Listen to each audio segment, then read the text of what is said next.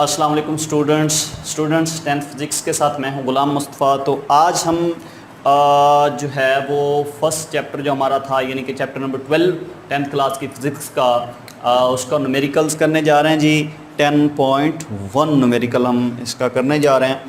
यहाँ पे मैं लिख देता हूँ 10.1। ठीक है जी। टेक्स्ट बुक जो है आपकी उसके अंदर इसका डाटा दिया हुआ है। वो कह रहा है time period of simple pendulum is 2 second. कि जो टाइम पीरियड है यानी कि टी हमारे पास कितना है 2 सेकंड है। उसके बाद वो कह रहा है what will be its length on the earth, कि ज़मीन पर इसकी लेंथ क्या होगी। What will be its length on the moon, चांद पर इसकी लेंथ क्या होगी। If G M is equal to G E over 6। ये जी एम से क्या मुराद है, जी एम से मुराद है value of gravitation eight moon, यानी कि चांद पर जी की वैल्यू, उसको हम जो है वो जी लिखते हैं साथ में छोटा सा एम लगा देते हैं। ठीक है जी। और ये उसने दिया है जी ई ओवर 6। अब जी ई क्या है ये आपको पता है कि जी की वैल्यू है ज़मीन पे जो कि 10 होती है। तो यहाँ पे आप लिख सकते हैं जी ई हमारे पास कितना है वो 10 मीटर पर सेकंड स्क्वायर है। चूँकि एक्सेलरेशन है इसलिए यूनिट क्या आएगा मीटर पर सेकंड स्क्वायर। इसको ज़रा जो है वो वैल्यू के अंदर कन्वर्ट कर लें। जी ई की वैल्यू 10 है। जब हम यहाँ पे 10 पुट करेंगे और बटे पे 6 होगा तो ये हमारे पास आएगा जी 1.67 मीटर पर सेकंड स्क्वायर, चूँकि ये भी एक्सेलरेशन ही है। अच्छा, फाइंड क्या करना था, वो कह रहा है what will be its length on earth, कि ज़मीन पर इसकी लेंथ क्या होगी, यानी कि एल फाइंड करना है लेकिन कहाँ पे, ज़मीन पे, इसलिए मैं इसको एल ई लिख देता हूँ। फिर वो कह रहा है कि what will be its length on the moon, चांद पर इसकी वैल्यू क्या होगी, तो एल एम, यानी कि चांद पे इसकी लेंथ क्या होगी और ज़मीन पे क्या होगी, ये हमने फाइंड करना है। बहुत आसान सा न्यूमेरिकल है जी। सिंपल सा फार्मूला आपने लगाना है, जैसे आपने पढ़ा था ये formula T is equal to, ये वैसे आपने आगे से सॉल्व करता जाना है। ठीक है, मैं यहाँ पे लिख रहा हूँ T is equal to 2 pi under root L over G। ठीक है जी। अब आपने चूँकि L की वैल्यू फाइंड करनी है तो उसको जज़र से निकालना पड़ेगा। दोनों साइडों पे स्क्वायर लेंगे। जब हम दोनों साइड्स पे स्क्वायर लेंगे तो इधर T का स्क्वायर आ जाएगा और 2 का स्क्वायर हमारे पास होगा 4 और साथ में ये पाई का स्क्वायर आ जाएगा और स्क्वायर रूट जज़र के साथ कैंसिल होगा तो L ओवर G हमारे पास आ जाएगा। ठीक है जी। हमने वैल्यू फाइंड करनी है L की। अब देखें 4 पाई स्क्वायर इधर ज़रब हो रहा है उधर जाके डिवाइड हो जाएगा और G इधर डिवाइड हो रहा है उधर जाके ज़रब हो जाएगा। तो हमारे पास बनेगा G T square over 4 pi square is equal to L। ये L का फार्मूला है। यही वाला फार्मूला आपने दोनों केसेस के अंदर लगाना, उनकी वैल्यू फाइंड करनी है। ठीक है जी। तो यहाँ पे फार्मूला लिखते हैं जी L इज इक्वल टू, अब इसको ज़मीन के लिए भी लिख सकते हैं और चांद के लिए भी लिख लें, जी टी स्क्वायर ओवर हमारे पास आ जाएगा जी 4 पाई स्क्वायर। क्लियर है। अब देखें अगर हम चांद ज़मीन पे वैल्यू L की फाइंड करना चाह रहे हैं तो यहाँ पे हम L लगा देंगे, इसलिए हमें G के साथ भी E लगाना, L के साथ E लगा देंगे तो यहाँ पे G के साथ भी हमें E लगाना पड़ेगा। तो ये हमारे पास आ जाएगा जी, इसकी वैल्यू पुट कर दें L E is equal to G E कितना है, ये 10 है हमारे पास, तो 10 मल्टीप्लाई T हमारे पास 2 है, ये इसका स्क्वायर आ जाएगा 4 इंटू 3.14 का स्क्वायर।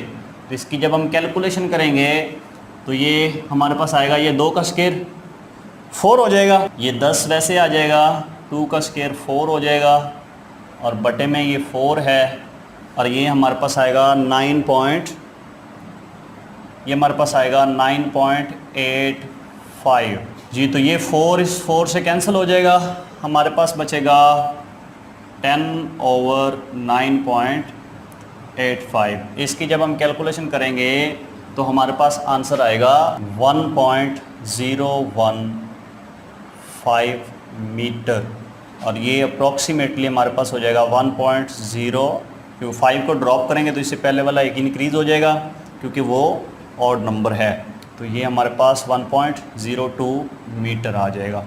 अच्छा, अब हमने फाइंड करनी है LM की वैल्यू, तो उसके लिए भी यही वाला प्रोसेस करेंगे और वो आप लोगों के लिए असाइनमेंट है, आपने वो खुद सॉल्व करना है।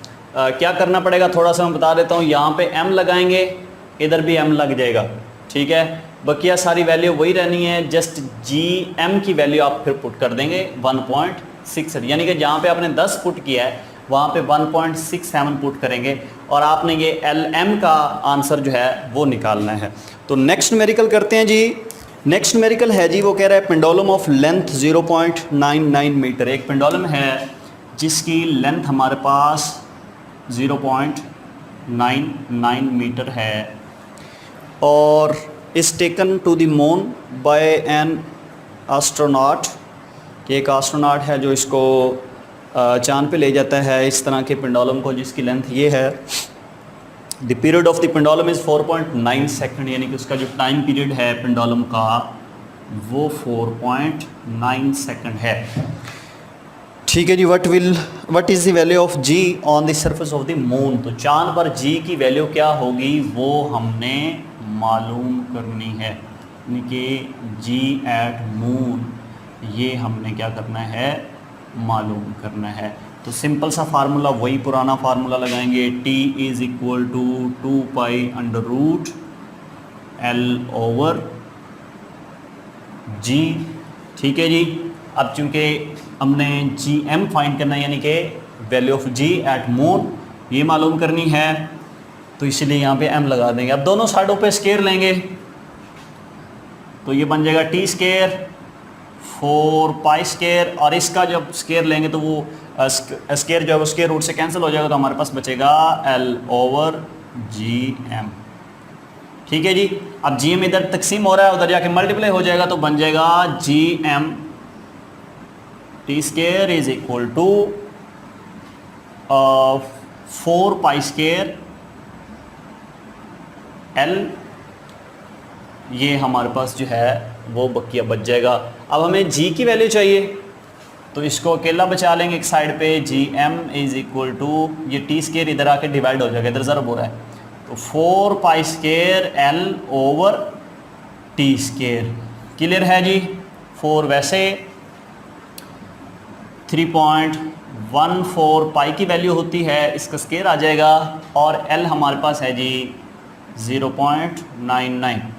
अब यहाँ पे ये सवाल जनरेट होगा कि ये वैल्यू आपने कहाँ से ली है 3.14, तो भाई ये कांस्टेंट है, पाई की वैल्यू 22/7 ये आपने वैल्यू पढ़ी थी, उसको जब हम सॉल्व करते हैं तो 3.14 हमारे पास आंसर आता है। तो ये कांस्टेंट है, ये आपको याद रखना पड़ेगा। ये वैल्यू आपको बुक के अंदर जो है वो 90% नहीं दी होती, ठीक है, 10% हो भी सकती है, कभी हो भी सकता है कि ये G की वैल्यू वो मेंशन कर दें, लेकिन अगर ना भी दी हो इसकी वैल्यू तो ये वैल्यू आपने याद रखनी है।